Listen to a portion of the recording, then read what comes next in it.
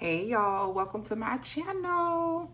So I wanted to make this video to my eldest children, specifically daughters, only, are the people that are always feeling like they are carrying the weight of the world, that they have to be in control of everything. I wanted to make this video especially for us because I am my oldest daughter, and I feel like this season of my life, God has been calling me to slow down. He's been calling me to do a few things, but in particular, it's to slow down, to be quiet, and to trust him. So I'm going to get into this video. I'm going to be reading from my laptop because I might have my notes right here. So y'all, come on, let's get into it. Got my tea. All right, the first thing on my list is God has been calling me to be quiet. So I'm not necessarily an oversharer, but when I am excited about something, I want to tell people that are close to me, that I feel like have my best intentions, that support me. I want to tell them about it. But in this season, I feel like God is calling me to hold things really close to my heart and to keep it to myself. And it's not that I don't trust the people that are around me. It's just that I feel like God is wanting me to just move silently, to just work diligently and just let the action show. Sometimes also people that we think have our best intentions don't, and we're just not sure. We're just not aware of that. So I feel like in doing this, it's going to allow me to see who those people are. When people tend to get upset that you didn't tell them certain things, or they don't take things well when you say, you know what, I decided to do this. I didn't want to share it with anyone just because, I just wanted to do it first. Those are the people that you need to keep your eye on. When they feel a certain type of way, because when my friends tell me that they want to just hold things close and just do it, I don't feel a certain type of way. I'm actually like, you know what, I get it. I'm proud of you and your accomplishments, and you let me know where I can help you. Okay. 2, God is calling me to put myself first, y'all. Listen, I said I'm my oldest daughter. I'm the oldest of 7. And at this point, at almost 40 years old, I'll be 40 in May, I have been so used to taking care of everybody and everything. Like when I tell y'all my control issues was through the roof, honey, I had to really sit back because my health started to take a hit. Blood pressure was high. I had anxiety. So I had to pause and I had to say, okay, hold on. Now, what we doing now? What are we doing?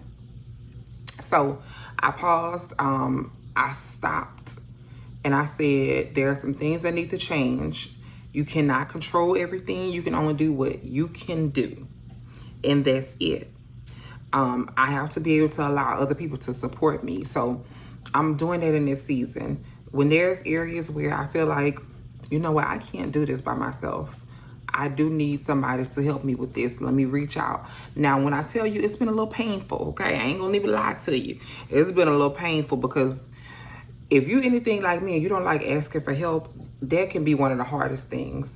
And people don't get it if you're not like that. But if you are, it's like, if I ask you for help and I rarely ever ask you for anything and you tell me you're going to do something but you don't do it, I mean, it just breaks my heart, me personally, because I feel like, dang, like I barely even ask for anything, but when I do ask, then you can't come through. And for me, I never ask people for things that are like crazy. Like I try to keep it very simple because I don't want to inconvenience people. And I don't want them to feel like, oh, she's asked me to do this crazy thing. I'm a person that's like, I'm not going to ask you to do something that I won't want somebody asking me. Which, it can be a good and bad things because some people don't mind. So, I'm working on that. I am working on that in this season, allowing people to support me and asking for help. Okay. Y'all, this is some good tea. This is some mango, passion fruit, what else is it? Some hibiscus, and some type of sleep tea I bought from the herbal shop. I'll tell y'all how I do because I have a hard time falling asleep. I'll let y'all know how that tea is. But what I will say is really good. Number 3, baby, God is trying to slow me down. Honey, when I say he's like, what we rushing for? What Where you think you're going without me is what he's saying. So in this season, I am slowing down. I have been really enjoying my slow mornings on Sundays, especially because I normally don't work on Sundays. I might work 1 or 2 Sundays out of the 6 weeks schedule. And so I have been really taking my mornings slow on my off days, not rushing, making sure I get up on time when I have appointments. You know, I'm getting better at just being at ease. You know, I think that my nervous system was all out of whack, and I was so used to rushing. And then I work in the ER, so you're used to just, and that, you don't realize how that affects your life outside of work. So I'm used to, so in this season, God is calling me to slow down. You cannot rush things. You're not going to get nowhere faster than I want you to get there, is what he's saying. So slow down, take your time, try to calm that nervous system. So if I find myself rushing, I try to be mindful of myself, period. Like, I like to be aware of what's going on with me. Am I rushing? Am I thinking negatively? And when I find myself rushing, I slow down. I take a deep breath. What are we rushing for? That's what I ask myself. What are we rushing for? And is rushing going to get us there faster? Or is rushing going to get us in a situation where it's going to delay us even more? So that is number 3. Number 4, baby, listen, this is so big to me. Keeping my word to myself. See, I'm somebody that shows up for everybody. Everybody that's in my life, that's family, friends, that means something to me, I show up for them. I keep my word to them. I do what I say I'm going to do. If I don't do it, I'm going to tell you, hey, I can't do this for whatever reason. So now in this season, I am working on keeping my word to myself. And I've been doing really good at it, y'all. I'm so proud of me. I'm so proud of me. But no, I've been keeping my word to myself. Been working out. I try to do at least 2 days a week because sometimes 3 is difficult with school, work, and children. But if I can get 3 in, we're going to do that. But I at least do 2.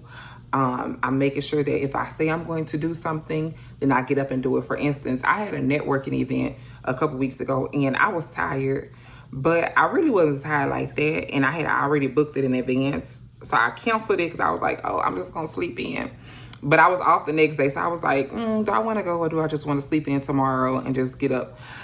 I canceled it. And something in me said, you're not keeping your word to yourself. You said you were going to get up and you were going to go to this event because you're trying to build your business. So I got up. I had an hour to spare. Mind you, the place is about 20 minutes from me, and I still needed to pick up my business cards. But nevertheless, I got there about 10 minutes late, but it really wasn't late because people were still coming in. So when I tell y'all, I kept my word to myself on it, and I felt so good. And the reward on the other side of that was amazing. I mean, I made so many great connections. So in this season, God is calling me to not only show up for other people and keep my word for them, but you got to do that for yourself too. You can't leave yourself by the wayside and make sure everybody else is straight. How that even work? Like, what? I don't even know, y'all. All right. So number 5, being intentional. So God is calling me to be intentional with my time, with my presence, with my day. So I use my phone and I use my notes, which transfers over to my laptop and my iPad. And I normally make a to-do list for that day, especially my off days. And I try to stick to that. Now, I'm not going to say I do that stick to it all the time, because sometimes, honey, me and this brain, we forget and we be going.